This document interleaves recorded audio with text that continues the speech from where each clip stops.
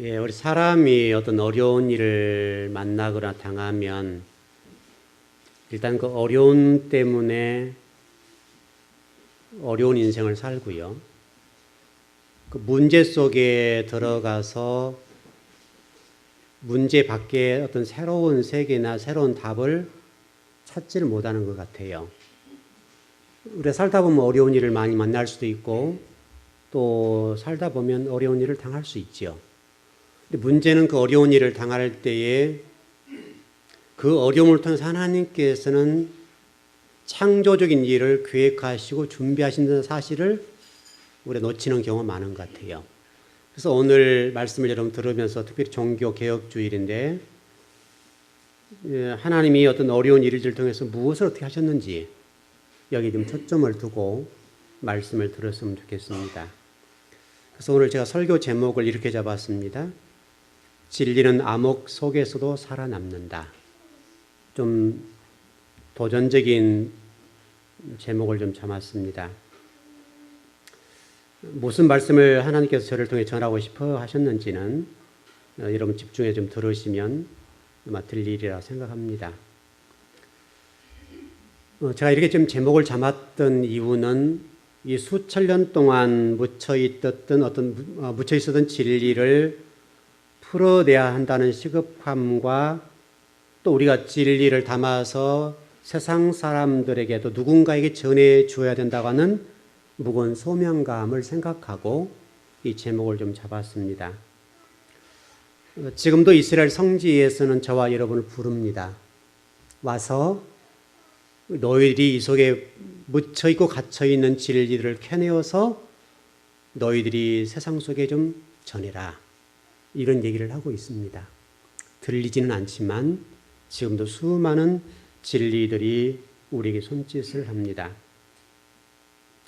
아마도 지금 묻혀있는 그 수천 년 동안의 어떤 진리와 또 무언의 소리들은 지금도 사연을 담고 우리들이 진리의 증인이 되어서 우리에게 무언가를 말하라고 하는 그런 소리들을 하고 있습니다. 하나님께서는 지금 우리들에게 그런 감춰져 있고 숨겨져 있는 수많은 진리들을 통해서 저와 여러분이 감춰진 그 진리를 파헤쳐서 이 땅에 살아가는 성도들에게 전하라는 것입니다. 또 말씀 속에도 마찬가지고요. 여러분 세상 사람들은 우리 기독교를 얘기해서 좀 이렇게 얘기합니다. 개독교 이렇게 얘기합니다. 참 아픈 얘기죠. 비아냥거리입니다. 근데 유대인들도 마찬가지 우리 기독교인들을 증오합니다. 제가 가서 친히 확인한 것이지만은 우리는 이 사거리가 이렇게 십자가로 되어 있잖아요. 근데 유대인에 있어서는 사거리가 없습니다. 십자가라고 해서 사거리를 없애버리고 이렇게 돌도록 되어 있습니다. 돌아서 갑니다. 십자가 자체가 아예 없습니다. 그만큼 유대인들이 기독교에 대해서 증오한다는 표현입니다. 여러분 아라비아 숫자 4는 이렇게 쓰는 거죠. 이렇게 쓰는 거 맞죠? 사자입니다. 근데 여러분 사자에다가 여기 한쪽을 띄어내면 뭐가 됩니까? 십자가 됩니다. 그래서 유대인들은 사자를 안 씁니다. 사자를 안 쓰고 뭐라고 쓰냐면 니자라고 씁니다. 니. 사자를 없애버리는 거예요. 십자가 자체를 없애서 쓰는 겁니다. 여러분 더하기, 플러스라는 얘기죠. 이렇게 더하기. 이 더하기가 있지 않습니까? 이 더하기 자체도 그들은 쓰지를 않습니다. 더하기를 안 쓰고 어떻게 쓰는가 하면 이 더하기에서 밑에를 빼니까 이렇게 위에 5만 남는 거죠. 이거를 더하기로 사용합니다. 그만큼 유대인들이 기독교의 십자가를 증오한다는 말이에요.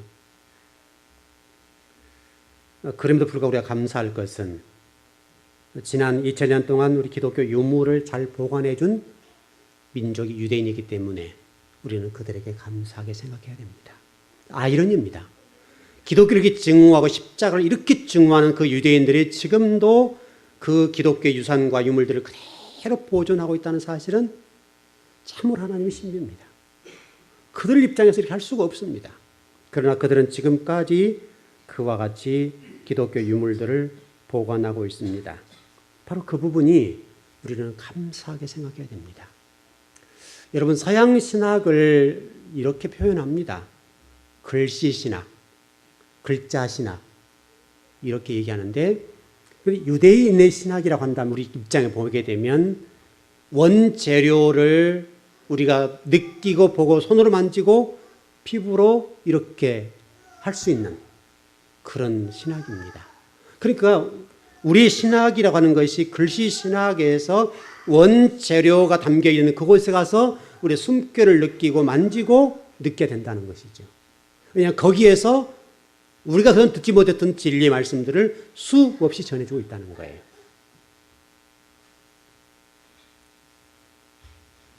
지금도 이 수천 년 동안 진리는 잠을 자고 있습니다. 이 성서의 땅에서 지금도 무언의 메시지를 전해주면서 우리들에게 그것을 좀 감춰졌던 것을 캐내어서 저와 여러분이 전해주라고 얘기하고 있습니다. 이 소리를 들으셨으면 좋겠습니다. 성경을 좀 공부해 보면 참 재밌는 것이 많은데, 제가 좀 금요일에 조금 말씀드렸는데요. 죄를 지었던 도시나 우상을 숭배했던 도시들에 관해서 하나님은 지금 어떻게 말씀하시는가 하면, 죄를 지었던 곳이나 우상을 숭배했던 이스라엘 땅의 도시들은 흔적도 없이 사라졌습니다. 지금 많은 고고학자들이 과거에 죄를 지었던 곳과 우상을 숭배했던 도시들을 찾아내는 작업을 합니다. 그래 놀라운 사실은 흔적을 찾을 수가 없다는 거예요. 아주 신비입니다. 그렇게도 하나님보다 감춰버려서 도저히 아무리 고고학자들이 그렇게 찾아내려고 하고 해도 우상을 숭배했던 곳이나 또 하나님과 반대된 길을 걸었던, 진리를 거역했던 어떤 도시들, 그 도시들은 하나님의 흔적 자체를 없애버렸습니다.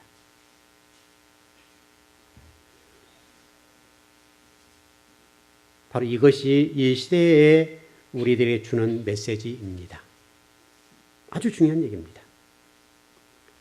여러분이 지금 어떻게 신앙생활을 하느냐에 따라서 우리 교회도 여러분도 앞으로 후대가 되었을 때에 그 어떤 것을 말할 수 있다 이 말이죠. 우리 즐거운 교회도 그렇고 여러분도 마찬가지로 여러분이 진리를 떠나거나 죄를 짓게 되거나 우상을 숭배하는 교회와 세상 사람처럼 살아간다고 한다면 우리 역시 흔적도 없는 그런 것이 될 것이다. 그런 얘기입니다. 소아시 일곱 교회에 관해서 제가 말씀을 준비하면서 좀 이렇게 찾아보고 그랬는데 분명한 것은 아닙니다. 제가 한번 찾아가서 봐야 될 일이지만은 자료에 보니까 이렇게 되어 있습니다. 소아시 일곱 교회 가운데도 일곱 교회에 칭찬받는 교회와 책망받는 교회가 있고 어떤 책망과 칭찬을 받는 동시에 이런 교회가 있습니다. 근데 놀라운 사실은 책망만 받았던 교회들은 그 흔적을 찾기가 힘들다는 겁니다. 아주 이것도 신비한 얘기입니다. 그러나 칭찬받았던 교회들은 그래도 지금도 어떤 그 유용을 나타내고 있다는 거예요. 이것은 지금 터키를 한번 가봐야 될 문제인데 제가 가보고 나서 더 정확하게 전해드리겠습니다. 저는 우리 즐거운 교회가 또 여러분들이 앞으로 후대들에게 무언의 메시지를 전해주는 그런 교회와 또 주님 오신 그날까지 우리 주의 어떤 즐거운 교회가 찬란하게 진리를 증거하는 그런 교회였으면 좋겠습니다. 우리 교회가 하여튼 제가 죽는 날까지는 끝까지 진리를 전하는 일에 조금 흔들리지 않을 겁니다. 어떤 것과도 타협하지 않고 흔들리지 않을 겁니다. 그러나 그 이후에 우리 즐거운 교회가 어떻게 세워질 것인가에 관해서는 더 중요한 문제입니다. 그래서 우리 후대 목회자들이 계속해서 어떤 세상적인 바라보지 않고 지금 말씀을 전하는 그런 교회가 됐으면 좋겠다 이런 얘기입니다. 이 얘기가 그냥 제가 지어서 말씀드리는 것이 아니라 성경의 말씀을 그대로 지금 이루어내고 있습니다. 시편 107편 34절의 말씀을 제가 읽어드리겠습니다. 그 주민의 악으로 말미암아 옥토가 변하여 염전이 되게 하시며. 자, 이해되셨죠? 그러니까 아무리 화려한 도시랄지라도 악으로 인하여 있던 땅, 하나님을 어떤 섬기지 않고 우상을 숭배하고 죄를 지었던 그 땅이라는 도시는 아무리 좋은 옥토를 할지라도 염전이 되게 해버리겠다. 다시 설명하면 지금 시대적으로 얘기하면 흔적을 없애버리겠다 이런 얘기입니다. 그대로 됐습니다. 성경 말씀 그대로 됐습니다. 실질적으로 제가 성경을 여러분 공부를 하고 설교를 준비하면서 이스라엘 도시들을 찾아보았는데 이렇게 되어 있습니다.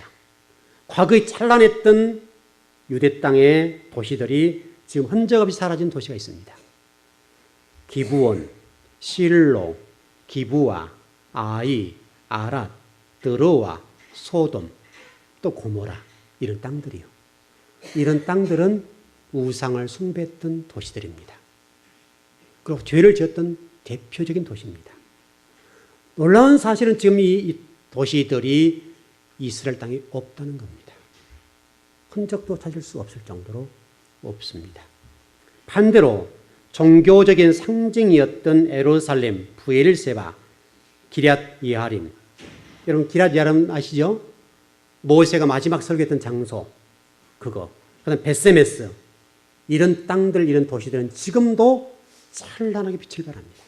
똑같은 시대에 있었던 도시들이지만은 우상을 숭배하는 죄를 어떤 잉태했던 또 하나님과 반대 길을 걸었던 유대 땅의 도시를 할지라도 하나님이 그 땅을 없애버렸습니다. 도시를 없애버렸습니다. 그러나 종교적이고 예배를 중심적으로 드렸던 도시들은 수천 년 동안 수많은 어려운 일들과 그 난관 속에 있었지만 지금까지도 찬란한 빛을 발하고 있다는 거예요. 여러분 어떤 메시지가 지금 들려오시나요? 하나님이 이 일을 통해서 우리에게 말씀하시는 거예요. 너희를 가나안 땅에 있었던 그 찬란한 도시 가운데도 우상을 숭배하거나 죄를 짓던 도시들을 봐라. 또 동시에 하나님을 섬기고 진리를 중심으로 살았던 도시를 봐라. 그리고 어떻게 결과가 났는가를 보라는 거예요, 지금. 여러분, 이방 나라들도 마찬가지입니다. 이스라엘 나라와 돕는 자 역할을 했던 도시들과 이스라엘과 전쟁하다가 이스라엘을 핍박했던 도시들을 보십시오. 아무리 찬란했던 나라를 할지라도 이 땅에 존재하지 않습니다. 이스라엘 핍박하고 이스라엘 괴롭혔던 민족이 이 지구상에 존재하지 않습니다. 이것이 이스라엘 땅에 숨어있는 신비입니다. 헬라인들은 이런 역사관을 가지고 있습니다. 이런 말을 합니다. 기후와 영토가 시민의 성격을 결정한다. 기후와 영토라고 하는 것이 사람들의 성격을 형성하는 데 결정의 역할을 한다는 거예요. 그래서 여러분 그 헬라 블레셋 같은 경우들은 비옥한 토지와 평원과 아주 농사가 너무너무 잘 되는 그런 곳이었습니다. 그런데요, 그 블레셋은 없어졌습니다. 오히려 척박하고 정말 무엇을 심어도 되지 않는 이스라엘 땅, 하나님 바라보지 않고는 도저히 살 수 없는 이스라엘 땅은 지금 그 어려운 가운데도 지금도 살아서 움직입니다. 아주 우리 중요한 메시지입니다. 여러분들이 그래서 어떤 어려운 일을 겪는 것이 꼭 나쁜 것이냐? 그러지 않습니다.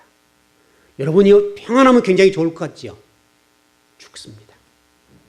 적어도 우리가 좀 이렇게 어려움을 겪게 되고 어려운 일을 만나게 되고 힘든 일을 만나야 우리가 더 힘이 난다는 거예요. 살기 위해서. 그게 성경을 통해서 또 나라를 통해서 우리에게 말씀하고 있습니다. 저는 지금 우리 한국교회가 어렵습니다.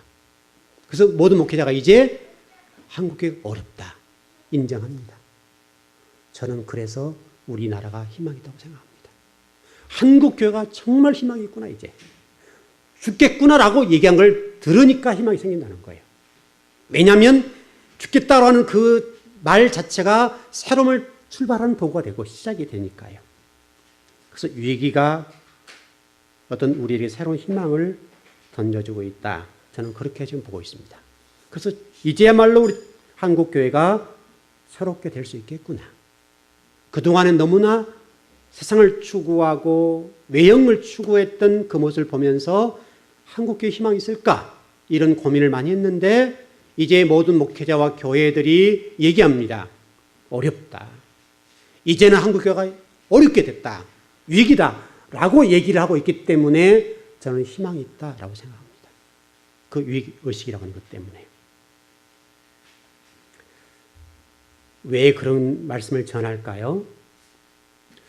여러분들 제가 유대인의 그 디아스포라 2000년 얘기를 하면서 이런 얘기를 했습니다.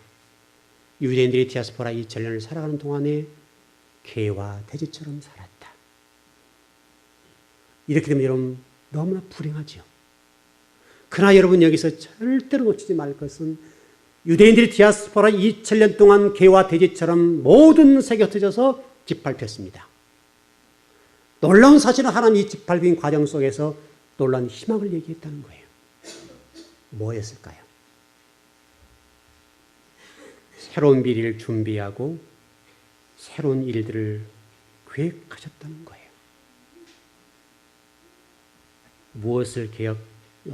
무엇을 준비하시고 무엇을 계획하셨을까요? 하나님은 디아스포라 2000년 동안에 여러 가지 한 일이 있습니다. 먼저 첫 번째 이런 얘기를 했습니다. 나라를 세우기 위해서 물질을 모았습니다. 나라를 세워야 되니까. 그 다음에 한 일이 무엇인가 하면 인재를 양성했습니다. 개와 돼지처럼 짓밟히고 수많은 민족에서 짓밟히고 또 밟히는데 그 가운데도 인재를 양성하고 미래를 준비했다는 거예요. 2000년 동안 그걸 했습니다. 인재를 양성했습니다. 나라를 세우기 위해서 물질을 모았습니다. 그리고 때가 차기까지, 하나님의 때가 차기까지 그들은 기다렸습니다. 여러분 이스라엘 애국가가 있는데 제가 좀 이렇게 직역한 거를 좀 여러분 읽어드리겠습니다. 이스라엘 애국가입니다. 우리 혜원이가 잘 직역했는지 듣고 잘 직역했다 할지 모르겠는데 이렇게 가능합니다. 아직까지 마음속 깊은 속에 흐느끼는 유대인의 영혼이 있네. 동편을 향하여 시온을 바라보는 눈, 우리는 아직 희망을 잃지 않았네. 2000년간이나 지켜온 그 희망을, 우리의 땅에서 자유로운 백성이 되는 그날의 희망을 시온의 땅과 예루살렘에서, 시온의 땅과 예루살렘에서. 이게 유대인의 애국가입니다. 이스라엘 애국가입니다. 더 놀라운 사실은 디아스포라 2000년 동안 유대인들이 한 일이 있는데 헤브라이즘 사상을 만들었습니다. 헤브라이즘. 좀 말이 어려워졌습니다. 여러분 헬레니즘하고 헤브라이즘 아시죠? 한번 들어보셨죠? 처음 들어보시나요? 아니죠? 예. 디아스포라 2000년 동안에 유대인들이 정신적인 문제에 있어서 아주 중요한 사상을 만들었는데 헤브라이즘이라는 사상을 만들어냈습니다. 구약 성경을 중심으로 해서 유대인만이 가지는 사상을 만들었습니다. 사상을 만들었는데 철저하게 어떤 유일신과 우주를 창조하신 사상과 하나님 형상을 입은 인간 이런 부분과 관련되어서 헤브라이즘 사상을 만들어냈습니다. 여러분 이게 2000년 동안 유대인들이 한 일입니다. 놀라운 일입니다. 외형적으로는 어떤 보이지 않는 어떤 화려한 것들을 다 묻어버렸습니다. 숨어 있었습니다. 숨어 있었는데 그들 가운데 계속해서 그 사상을 만들어가면서 헤브라이즘 사상을 만들었습니다.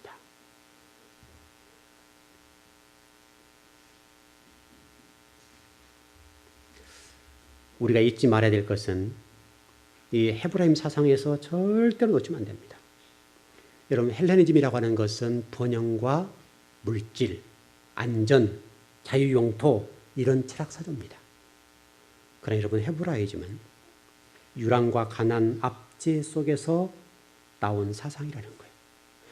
헬레니즘 사상은 풍요로움 속에 나온 사상이라고 한다면 헤브라이즘이라는 사상은 압박과 고통과 고난과 짓밟힘 속에서 나오는 사상이라는 거예요. 이게 다른 거예요. 여러분, 헬레니즘의 대표자라고 할 수 있는 노마입니다. 노마인데, 노마가 이러면 헬라 사상을 만들었습니다. 중요한 것은 노마가 헬라 사상을 만들었는데, 헬라에 의해서 노마가 먹혔습니다. 좀 이해되시나요? 좀 어려워졌는데. 그러나 지금 헤브라이즘 사상을 가진 이 유대인들은 세계 패권을 쥐고 있습니다. 그 압제와 고난과 고통 속에서 만들어낸 이 사상을 가지고 세계를 지배하고 쥐락펴락합니다. 그러나 번영과 풍요와 안전 속에 나온 헬레니즘 사상은 로마를 삼켜버렸습니다. 여러분 가정이 어렵고 또 힘든 일이 많이 있습니다.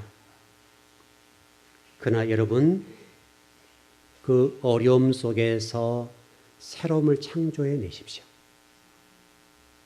하나님이 저와 여러분에게 어려움을 주시는 것은 여러분을 죽이기 위한 목적이 아니에요.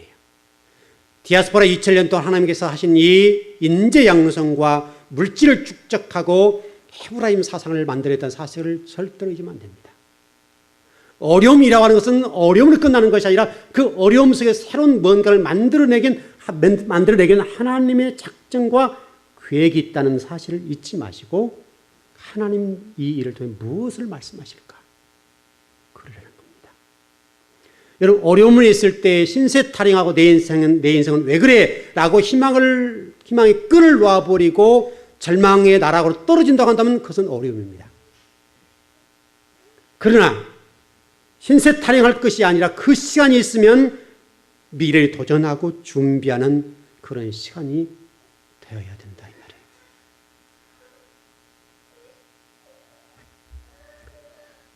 조금 전에 말씀드렸던 것처럼 죄의 상징이 됐던 도시들은 흔적 없이 사라졌습니다. 또 이스라엘 괴롭혔거나 이스라엘과 대적적인 관계에 있었던 민족들은 이 역사 속에서 주인공이 사라지고 없어졌습니다. 그러나 유대인들은 지금까지 세상 중심에 서 있습니다. 뭘 얘기하는 겁니까? 풍요와 번영이라고 하는 것이 반드시 좋은 것은 아니라는 거예요. 여러분 사울 왕에 대해서 제가 좀 지난 금요일에 조금 말씀드렸는데 사무엘상 15장 12절 말씀 보게 되면 사울이 이런 거 합니다. 전쟁에 나가서 승전하고 돌아왔습니다. 그 15장에 보니까 사울이 돌아와서 한 일이 무엇이냐면 전쟁 승전비를 만듭니다. 여러분 성경에 기록된 내용입니다. 놀라운 사실은 이 일 때문에 사울 왕이 폐위됩니다. 하나님은 절대 주의 허락하지 않습니다. 여러분 오늘 본문의 내용을 보시게 되면 이게 그냥 보통 말씀이 아닙니다. 출애굽기 20장 23절 22절부터서 내용은 뭐냐면 언약법전입니다. 예배를 잘 드리게 되면 하나님께서 저와 여러분의 복을 주시겠다는 말씀입니다. 출애굽기 20장 23절 24절의 내용을 잘 읽어보면 언약법전에 관련된 내용으로 기록해 놓았습니다. 사울 왕권을 통해서 우리에게 말씀하신 게 무엇이냐면 인본주의 중심인 업적주의 문화라고 하는 것은 고대 사회에 만연되었던 나르시즘, 다시 말하면 우리의 자랑이라고 표현할까요? 자기의 나를 사랑하는 것, 이게 나르시즘이라고 합니다. 바로 사울을 통해서 말씀하시는 겁니다. 업적주의와 관련된 모든 것들은 하나님이 철저하게 부숩니다. 유대인들을 통해서 하는 말씀한 게 뭐냐면 외형을 추구하지 않고 화려함을 추구하지 않냐고 정신을 추구했는데 그 정신을 추구한 결과로 헤브라임 사상을 만들어냈습니다. 그것이 유대인을 유대인화하는 것입니다. 더 중요한 말씀 전해드리겠습니다. 유대인들이 디아스포라 2000년 동안에 우리가 너무도 감사한 것은 그들이 디아스포라 2000년 동안에 무엇을 했는가 하면 성경을 문서화했습니다. 성경을 기록했습니다. 탈무드를 기록했습니다. 이게 아주 중요한 얘기입니다. 하나님의 말씀인 성경을 구전으로 이뤘던 성경들을 디아스포라 2000년 동안에 무엇을 했는가 하면 그들이 여러 가지 한 일이지만 그보다 더 중요한 문제는 성경을 기록하고 탈무드를 문서화했다. 이렇게 만들었다 이 말이에요. 우리가 지금 성경을 이렇게 읽게 된 것은 디아스포라 2000년 때문에 된 겁니다. 왜냐하면 그들이 이렇게 위기의식을 느꼈을 겁니다. 아, 이러다가 구전으로 전해지는 성경 말씀이 없어지겠구나. 절박함을 느낀 거예요. 그리고 그들이 구전이라던 성경들을 문서화해서 이렇게 책을 만든 겁니다. 탈무드를 만들었습니다. 여러분 감사한 일 아닙니까? 그래 디아스포라 2000년 동안에 우리 입장에 보게 되면 그들 참 고생했네 할지 모르지만 하나님 입장에서는 큰 일을 하게 하신 겁니다. 성경을 기록했으니까요. 탈무드를 기록했으니까요. 이 성경을 통해 자자손손 또 탈무드를 통해 자자손손 하나님 백성들에게 말씀을 가르치라고 하는 하나님의 놀라운 배려가 그 속에 담겨져 있었다는 것입니다. 여러분 구약 성경을 보실 때 우연하게 성경이 기록됐네 이거 아니라는 겁니다. 수많은 사람이 개와 돼지처럼 취급당하는 그 가운데서 성경을 문서화하고 기록하고 또 기록하고 탈무드를 기록해서 저와 여러분까지 전수해 주었다는 거예요. 여러분 말씀을 들으면서 무엇을 생각하십니까? 아, 나도 희망이 있구나. 이 어려움 속에 있을 때에 하나님의 무언가가 있겠다. 하나님 이 과정을 통해서 무언가를 하시겠구나. 이런 희망을 가지라는 겁니다. 너무너무 중요합니다. 동시에 이제 성경이 기록됐으니까 성경 속에 잠들어 있는 성경 말씀의 진리를 깨워서 이 시대와 하나님 백성들에게 증거해야 될 소명감이 우리에게 있다는 거예요. 이미 성경 기록됐습니다. 그러나 잠들어 있습니다. 잠들어 있는 성경 말씀을 캐내고 신비를 찾아내서 죽어지 않은 우리 영혼들에게 진리 말씀을 전해야 될 책임이 우리에게 있다는 겁니다. 유대인이 이렇게 얘기합니다. 전쟁을 해야 평화를 얻는다. 참 역설적인 얘기죠. 전쟁을 해야 평화를 얻는다는 거예요. 말이 아니잖아요, 이게. 그렇게 얘기합니다. 여러분 지금 여러분도 어려움을 겪고 있고 한국 교도님 여러 가지 어려움을 겪고 있는데 여러분 제가 이런 설교를 많이 하면 여러분 스스로도 그랬잖아요. 목사님 왜 저렇게 그런 얘기를 많이 하실까? 그랬습니다. 실질적으로 현실이 그래 되었고 이제는 제가 한 얘기가 보편화됐습니다. 좀 빨리 본 것 뿐이에요. 여러분 가운데 어떤 숱한 어려움과 고난들이 있는데 하나님이 이 종교 계획주의를 맞이해서 말씀하는 게 뭐냐면 디아스포라 유대인이 2000년 동안 사는 동안에 진짜 종교 계획을 하는 게 뭐냐면 성경을 기록하고 탈무드를 기록해서 성경의 말씀을 통해서 자자손손 그 말씀을 붙잡고 살라고 말씀해 주셨다 이거예요. 다시금 우리가 이 시대에 해야 될 일이 있다면 무엇인가 하면 성경으로 돌아가야 된다 이거예요. 우연하게 성경이 기록된 것이 아니라 디아스포라 2000년 동안 수많은 사람들이 유대인들이 개와 돼지처럼 취급을 당하고 그 속에서 기록해 놓은 성경이 구약 성경이라는 거예요. 또 신약도 마찬가지고요. 초대교회 성도들이 그 고통 가운데에 이 신약 성경을 기록해 놓았습니다. 여러분 사업이나 가정이 좀 어렵습니까? 그렇다면 누구도 따라올 수 없는 무엇을 만들어내십시오. 누구도 따라올 수 없는 그 무엇을 창조해내라 이거예요. 누구도 여러분을 당할 수 없는 그 무엇을 만들어내는 그런 시간이 되길 바랍니다. 그 절박함과 그 유대인들이 고통 가운데 성경을 기록하고 인재를 길러내고 나라를 세우고 돈을 모으고 탈무드를 만들어내고 헤브라임 사상을 만들어서 유대인이 유대인이 되었던 것처럼 또 그걸 통해서 전 세계를 지배하고 있는 것처럼 우리도 뭔가를 그렇게 하라 이 말이죠. 분명히 그런 과정 속에 여러분이 희망이 있을 겁니다. 여러분 개혁이란 말이 뭡니까? 개혁. 개혁이란 말은 뭔 말입니까? 이것은 구호를 외친다고 되지 않습니다. 개혁이란 말이 무슨 얘기냐면 불합리한 것을 바르게 뜯어 고친다 그 말이잖아요. 불합리한 것을 바르게 뜯어서 고치는 것 그게 개혁입니다. 그럼 이제 우리 종교 계획주의를 맞아서 아마 오늘 수많은 강단에서 마틴 루터가 몇 년도에 종교 개혁을 했고 이것 때문에 종교 개혁을 했다. 이것이 만약 구호로 전해지고 구호로만 외쳐진다고 한다면 종교개혁주의의 의미는 없습니다. 하나님이 종교개혁주의를 맞이해서 우리에게 무엇을 말씀하실까요? 과거에 마틴 루터가 종교개혁했다. 과거다. 이러면 안 된다 이 말이죠.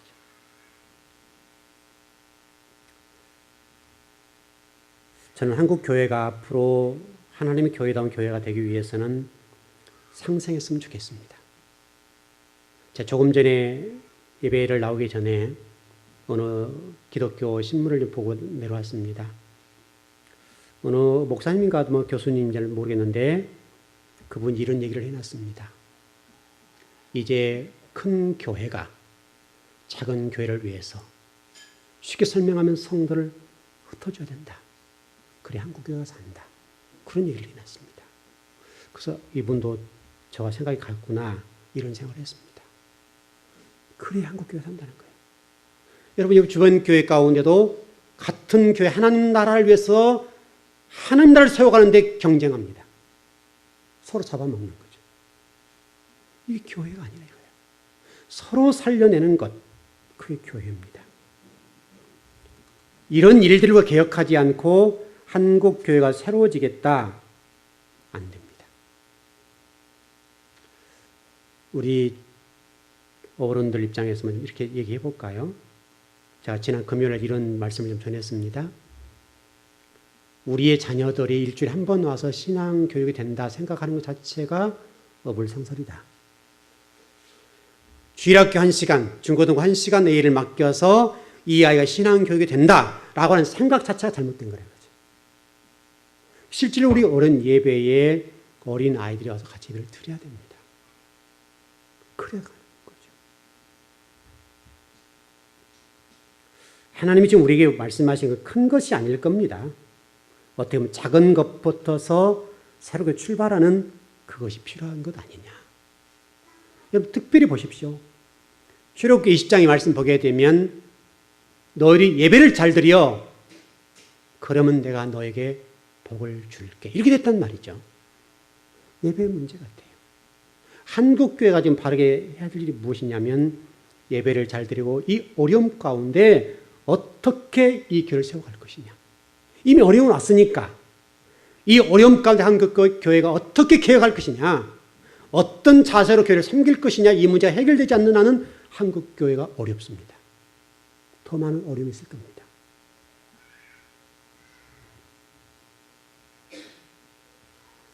우리 즐거운 교회가 조금 앞서가는 교회이지만은 불합리한 것들을 좀 뜯어고쳐서 얘기하고 또 그 어떤 목회자인가 신학자인가를 잘 모르겠는데 그분이 그런 얘기를 했습니다. 작은 교회들이 바른 소리를 해야 된다. 소리를 내야 된다.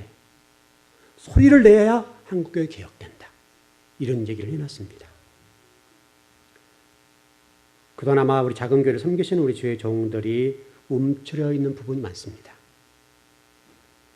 그러나 정말 우리 주의 종들이 진리 앞에서 당당하고 한국교회를 향해서 진리를 외쳤으면 좋겠습니다. 여러분도 마찬가지요. 그러면 언젠가는 우리 한국교회가 회복된다고 싶습니다. 좀 말씀을 정리했으면 좋겠습니다.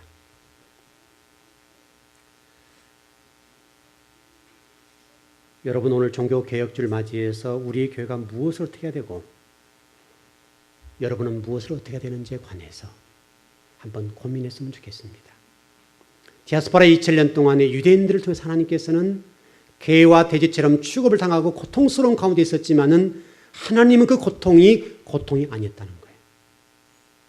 그 과정을 통해서 나라를 세우기 물질을 모으고 인재를 양성하고 더 나아가서 성경을 기록하고 탈무드를 기록하고 헤브라임 사상을 만들어서 유대인이 영원토록 하나님의 복을 받는 하나님을 찬양하는 창조의 목적대로 의도대로 사는 그런 나라를 세우기 위해서 이체를 보냈다는 거예요. 그럼 우리는요. 이 어려운 시기에 저와 여러분들이 더 진리의 말씀으로 들어가고 더 성경 말씀으로 더 들어가서 하나님이 성경 말씀을 통해 무엇을 말씀하시는지 그것을 들었으면 좋겠습니다. 그를 듣지 않는다고 한다면 어렵다는 것이에요. 아마 오늘 천주교회에서 로마 카톨릭에서는 오늘 자신들이 예수님의 대리자 이런 얘기 많이 할 거 아닙니까? 뭐 종교 계획줄인데 그분들 어떻게 지내는지 모르겠는데요. 그래서 마태복음 16장 18절 16절 내용을 보면 무슨 내용입니까? 베드로의 신앙 고백이라는 말이 나옵니다. 그래서 이제 이것을 우리도 잘 해석을 잘 못하는 경우도 많은데 베드로의 신앙 고백 위에 교회를 세웠다 이렇게 배우잖아요, 우리가요. 그런데 그것은 절대 맞지 않습니다. 어찌 베드로의 신앙 고백 위에 교회가 세워질 수 있겠습니까? 성경을 뜯어서 읽어보고 자세하게 읽어보게 되면 예수 그리스도가 반석이십니다. 맞습니까, 여러분? 예수 그리스도 위에 교회가 세워진 거예요. 베드로는 피조물이에요. 그 피조물인 베드로 위에 어떻게 교회가 세워질 수 있겠습니까? 이것을 놓치면 안 됩니다. 그래서 우리 목회자들 가운데도 로마 카톨릭 교회, 천주 교회를 큰 집이라고 얘기합니다. 잘못된 겁니다. 베드로의 신앙 고백 위에 이 교권 위에 세워진 것 아닙니다. 그 내용을 다른 성경에서 설명합니다. 고린도전서 3장 10절에서 11절의 내용을 보게 되면 명확하게 설명이 됐는데 바로 마태복음 16장의 말씀을 해석해 주는 말씀입니다. 그리스도의 터 위에 교회가 세워졌다. 그 성격이 일관적이잖아요. 또 어떤 에베소서 2장 20절에서는 사도들과 선지자들 터 위에, 다시 말하면 예수 그리스도를 구자 주님이 있는 그 선지자들과 또 사도들 위에 교회가 세워졌다. 신앙 고백 위에. 예수 그리스도 터 위에 사도들이 세워졌고 그들의 신앙한 그 고백 위에 교회가 세워졌다라고 설명합니다. 교회 터는 예수 그리스도입니다. 바로 이 종교개혁에서 우리가 절대로 놓치지 말아야 될 것은 이 부분이 아닌가. 교회는 예수 그리스도 터 위에 세워져 있다고 고린도전 3장 10절 12절에서 말씀하고 있습니다. 교회의 주인은 예수 그리스도입니다. 교회의 터는 예수 그리스도예요. 저와 여러분이 예수 그리스도를 섬기고 믿고 그분이 살아낸 삶처럼 살아가면 됩니다. 굳이 종교개혁 필요 없습니다. 그렇게 살면 되는 거예요. 특별한 구호도 필요 없습니다. 특별한 얘기도 필요 없습니다. 예수님처럼 저와 여러분이 살아낸다면 종교개혁은 자연스럽게 됩니다. 바로 여러분이 종교개혁의 주인공입니다. 종교개혁이 어떤 마틴 루터처럼 그리 외치는 사람이 종교개혁자가 아니라 지금 시대에는 진리의 말씀을 들고 예수님처럼 살아내버리는 그 사람이 종교개혁자다 이 말이죠. 여러분도 종교개혁자가 될 수 있다 이 말이죠. 그 희망을 가지시고 우리 즐거운 교회를 통해서 멋진 하나님의 교회를 세웠으면 좋겠습니다. 네, 기도하겠습니다.